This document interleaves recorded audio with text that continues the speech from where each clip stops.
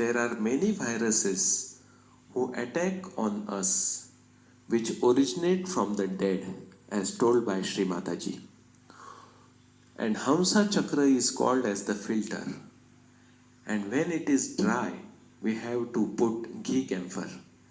The camphor and the ghee, the combination, helps us to filter all the viruses attacking for us, which attack us.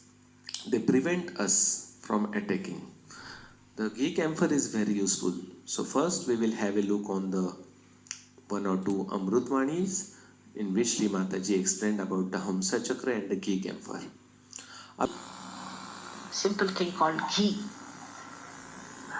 or something oil.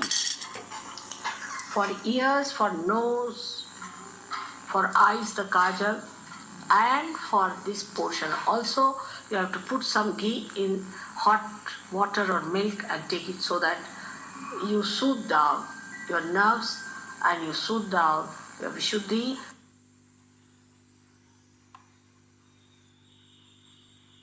Hamsa Chakra. Hamsa Chakra is placed here where some of the nerves which are coming from Ida and Pingala cross over and is a part of Vishuddhi Chakra. Plus the connection with Vishuddhi and Agya, as you must have read in the Devi Mahatmya, that Sri Krishna is the father of Christ. So the connection between the two is maintained here.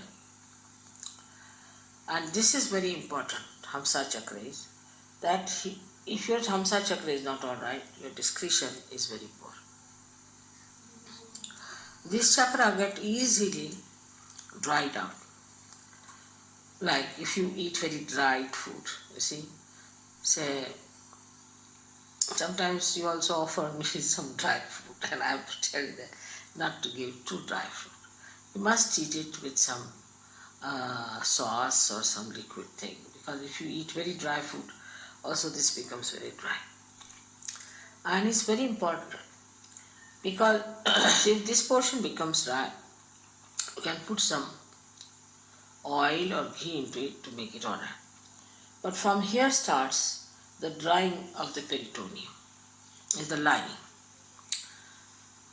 If the peritoneum gets dried up, the whole body gets dried up.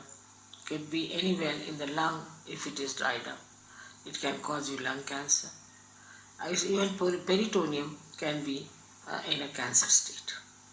So one has to be very careful not to take something very dry, all the time dry food and dry things. Moreover, not to put anything to make this lubricant. Some sort of a lubricant should be there, so there is no problem on this chakra. Because first of all, it loses your discretion. You don't understand things. You don't know what to do. You mean it. You mean good, but you don't do. When you achieve something, it's something not so good. The reason is your discretion is poor. For that, this must not be made dry.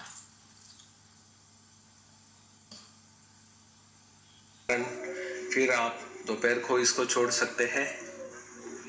घी कपूर बनाने के लिए आप 100 ग्राम गाय का देसी घी लेके उसमें 15 ग्राम भीमसेनी कपूर मिला के उसको एक शीशी में वाइब्रेट करके रख दीजिए।